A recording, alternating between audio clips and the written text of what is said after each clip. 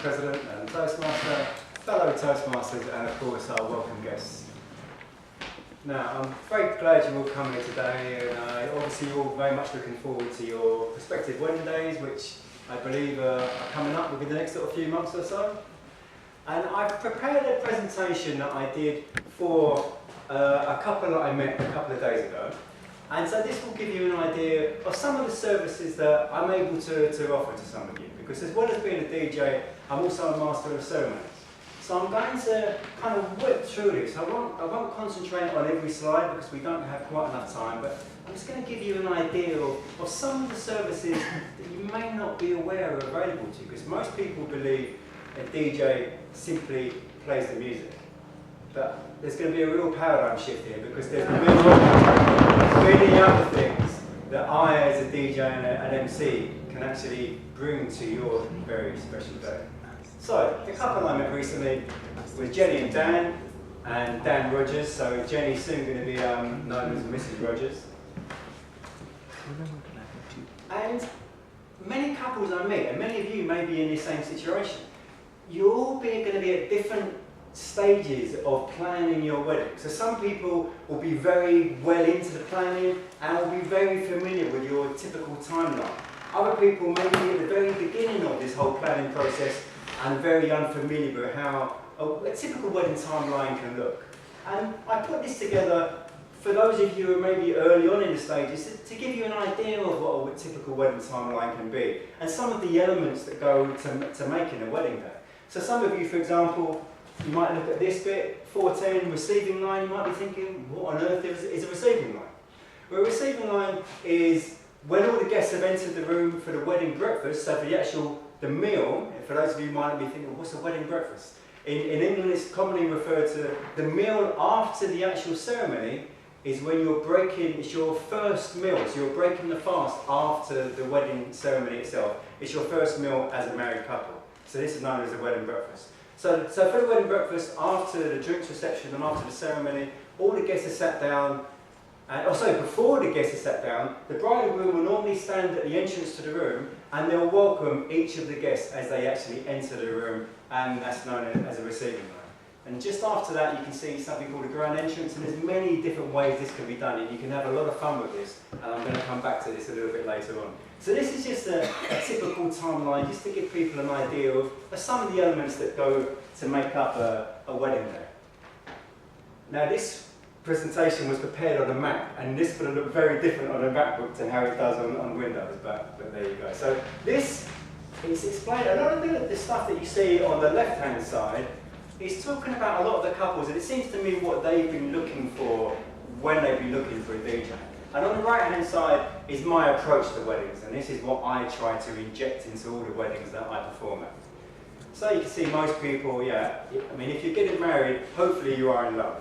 And I imagine all of you here are very loved up. And you want a packed dance floor, you want your wedding entertainment to be filled with love and laughter, you're passionate about the way in which the whole day and especially the entertainment unfolds. And my approach very much mirrors all of those things. So a wedding, and especially the entertainment, what it really boils down to, it's all about the moment. It's not about the music. Everyone thinks it's about the music. It's not really. Creating the right atmosphere so that people dance to the moment. They're not so much dancing to the music, because if the atmosphere is right, you'll find people dancing to things they don't particularly like. I've had many a time where there's been guys dancing on the floor to ABBA, and I know they're not into ABBA. I've had grandparents dancing to heavy dance records, but they were just so caught up in the whole moment of the thing, they weren't actually thinking about the music, they were just enjoying themselves and having a great time. And on the bottom, it just establishes my credibility as such. 10,000 hours as a club DJ, I was lucky enough to DJ all around the world for a 12-year period in many, many different countries, many different clubs. And now, for the last 15 years or so, I've been concentrating just on the wedding market. And I'm just a wedding, I only do weddings now. And I've done weddings, as well as all over the UK, I've done weddings in many countries, in France, Italy, Indonesia, Norway, and some other places as well. So that's just to establish a little bit of my credibility as a wedding DJ and master of ceremonies. I'll skip through some of these. It's some testimonials, but we haven't got time for them. I was lucky enough last year to be honoured with the award of Wedding DJ of the Year for the whole of the UK. And you might be thinking, well, how do they determine who is Wedding DJ of the Year? So the way it works is, so some of the weddings I perform at, after the wedding, they'll be sent an email asking a series of questions and asking them to give me a vote out of 10 in these different categories. So they're asked to give me a vote out of 10 for my quality of expertise, the level at which I delivered what was booked, my web presence, and so on. Now, in the previous 3 years, in 2013, 14 and 15, I was a finalist every year, but never quite did enough to actually win it. Last year, I managed to do it, and the reason I show you this is not about bragging about my scores. It's really to say, this is the level I expect of myself, and it's the level you should be expecting of me. Because if you book me, and then you feel in quality of expertise, you give me a 6, all my averages plummet, and that's the last thing I want. I need to be getting 9s or 10s from you in order to maintain my average. Because you see, my averages are all 9.9s or 9.8s or 10s in some cases, and to continue that, I really need for you to give me 9s or 10s. But for you to give me a 9 or 10, I have to seriously deliver. I can't just sort of do it lukewarm. I've got to knock you out for you to give me a 9 or a 10. So that's the reason I show you this. It's not about bragging about scores. Now, as far as the music is concerned, I've got music from all different genres and cultures and eras, and I mean, there'll be music styles on here some of you have never heard of in your life. But I've built up quite an eclectic collection from all the different places I've worked in, and I'm really into music. Now, one of the things that you will get if you do decide to book me, you'll get your own event planner account.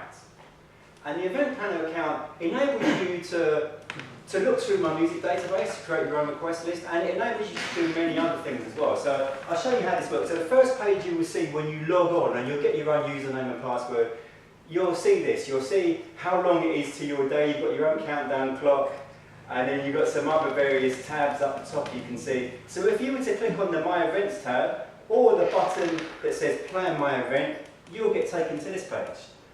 And then if you click on the button there that says Add Requests, you're then able to look through my music database to create your own special request list. So in this example, someone's done a search in Bruno Mars, all of his songs come up here, and on the right hand side you can see these different lists. Now any of these songs can be dragged over to any of those lists. So the must play list, as the name suggests, anything you put in that list is guaranteed to be played. And if it clears the floor, it's down to you. No, I jest, but I don't use my discretion in this list, because the way I look at it, if it's a must play, it must be really special to you.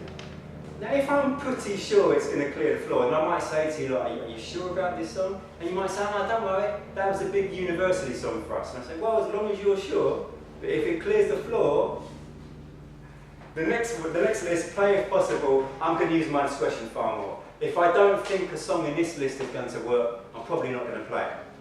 But I'm going to try and play all the songs in that list if I possibly can. If I feel they're going to work, I'm definitely going to play them. Because the most important thing, I imagine you would agree with me, and we could go into this in more detail later, the most important thing is not necessarily about playing everything that you put on the list. The most important thing is making a great moment, making a great atmosphere, creating energy in the room. And that's more important than whether all of your songs are actually played.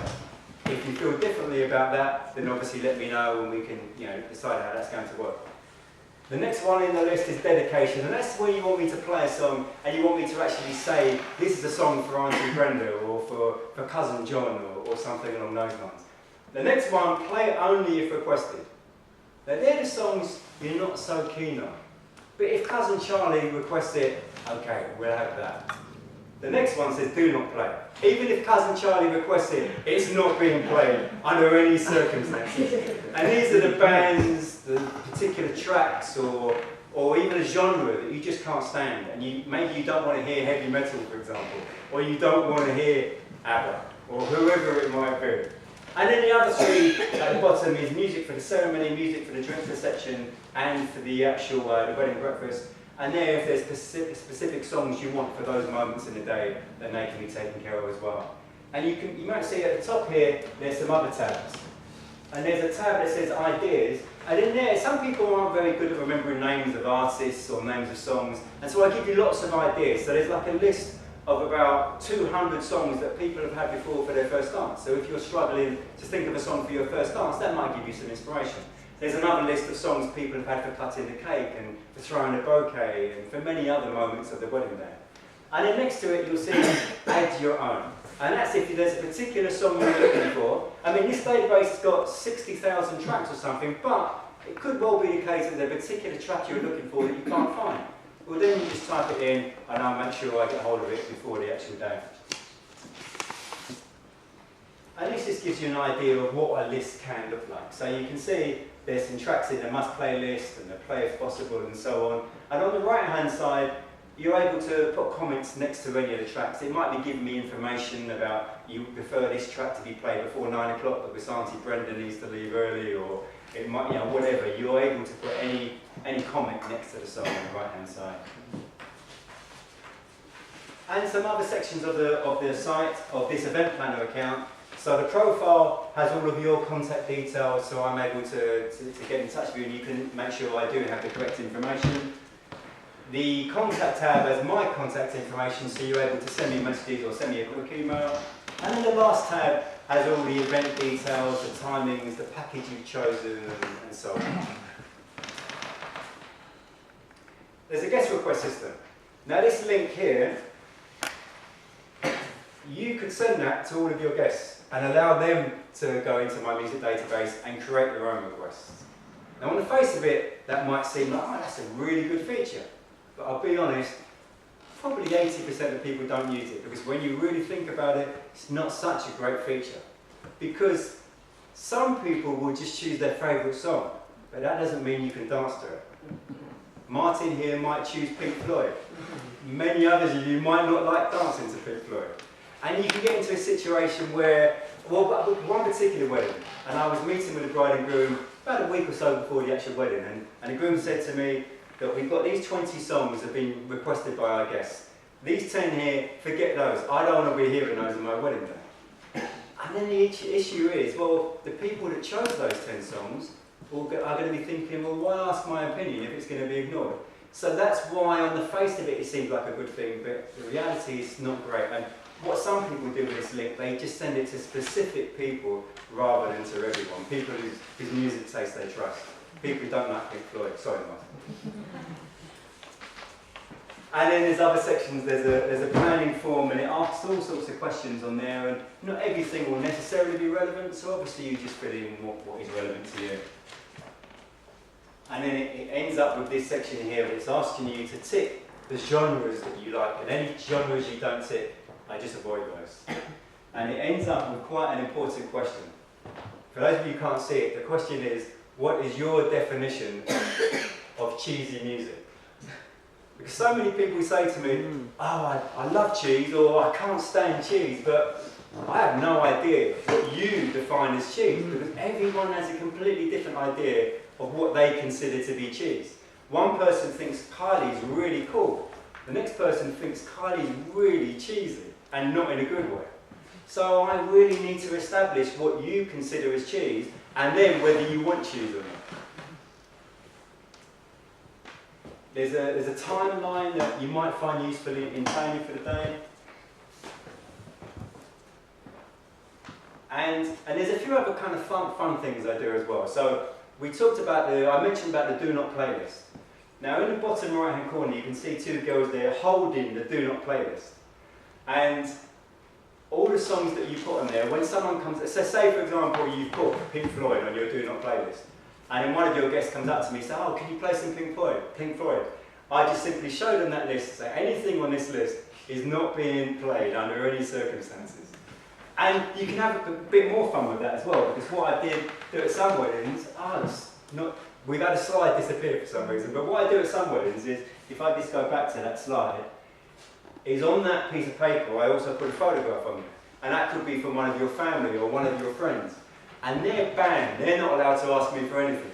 And it's just a bit of light humour, so So it could be your Uncle Charlie, maybe it's Mike's Uncle Charlie. So we have this photograph on there. When he comes up to me and says, sorry Charlie, you're not allowed to ask for anything at all. So you can have a bit of fun with people as well. The after party, we'll skip through this because I can see that I've got the green light already. Okay. So as far as the actual wedding ceremony is concerned, from a music perspective, you can say it's divided into 4 chapters. So the first chapter is, it's a prelude. So the bride hasn't walked in yet, the groom is sitting there with all the guests, and you're just setting the scene, and it might be jazz or classical or whatever style of music it is that you prefer. And then the bride walks in. And why is that not coming on? Okay. The bride walks in, and this is known as the procession when she actually walks in, and we play a special piece of music as she walks into the room. The third chapter, when it decides to come on, is the signing of the register. Here we are. And it's where the bride and groom are actually obviously signing the register, and then the witnesses and the parents and so on. And this usually takes around about 10 minutes. And I say here you need about 4 songs, but obviously that depends on how long the songs are you choose, but typically around about 10 minutes worth of music. And then the last moment of the actual ceremony itself is the recession. I won't go back because I don't know what's going on that slide, but it's known as the recession. It's a special piece of music played as the bride and groom leave the room. And you can have a bit of fun with that as well, because you can have a piece of music that really reflects your personalities. I did one wedding a couple of months ago, and both the bride and groom were really into Star Wars. And so they asked me to play the piece of music they wanted as they were leaving was the theme tune, you know,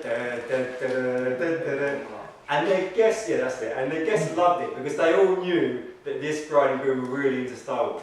So you can have something, you can have a bit of fun there and have something really quirky that reflects your personalities, rather than just a kind of, or if you might want to go for the traditional, but a lot of people now tend to go for more kind of quirky stuff that talks about their personality.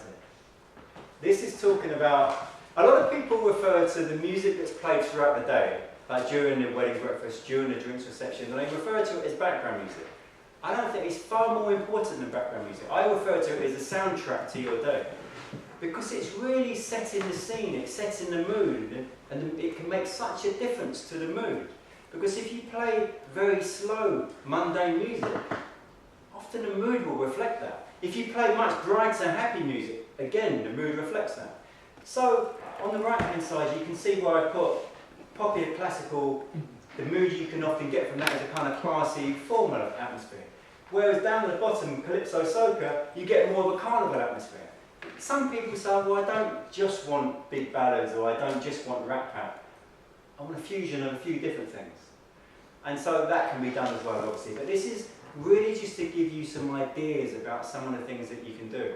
And a lot of what I'm showing you here is really to give you peace of mind. Because one of the things that really happens at a lot of weddings, you often hear this phrase, bridezilla. Now, I'm fortunate enough never to run into this mythical creature. And I think the reason for this is because the reason brides do get upset often at weddings is they're dealing with so many different suppliers. There's the photographer, the caterer, the venue, the florist, the people doing the covers for the chairs, and many, many more suppliers. And they're trying to juggle with all these different emails and phone calls that are going out to all these suppliers. And it can get very stressful, especially when many of these suppliers don't reply back in time. And so I go out of my way to really give you as much peace of mind as I can. And I try to respond back as soon as I can. I give you lots of different options. And I really want you to have a feeling that I really am on top of this. I'm really in control of you. There's many moments of the day you might have to be worrying about. As far as the entertainment is concerned, this is one thing you don't need to worry about. So we're amber already. So let me just quickly show you a couple other things that when this decides to move. So some of the things that I do as an MC, I try and really inject some fun into the ceremony. And you can look upon the Master of Ceremonies as a kind of director, like in a film. If I'm doing my job properly, I'm really kind of behind the scenes. And most of the guests aren't really seeing me, but I'm helping transitioning from different moments of the day, maybe moving people from one room to another, informing people as to what's going to happen next, and so on. And you can also have a lot of fun with it as well. So Oops, no, we don't want that. So you can have some special, like I deliver a love story often about the bride and groom. So I find out information from the bride, I find out information from the groom separately, and then I deliver a story about the bride and groom. And the story can't just be sentimental, because that can get a bit sickly. But on the other hand, it can't be a comedy routine, because that's not really appropriate. It needs to be a good balance of both. And there's many other elements I can inject into the wedding as well, but we haven't got quite enough time to go through those. So this is just to give you an idea of some of the things that you could have at your wedding to make the day a lot of fun and to really create a special atmosphere and energy into the room. So I very much look forward to your wedding day, and when we can really sit down and create some special moments. Thank you for listening.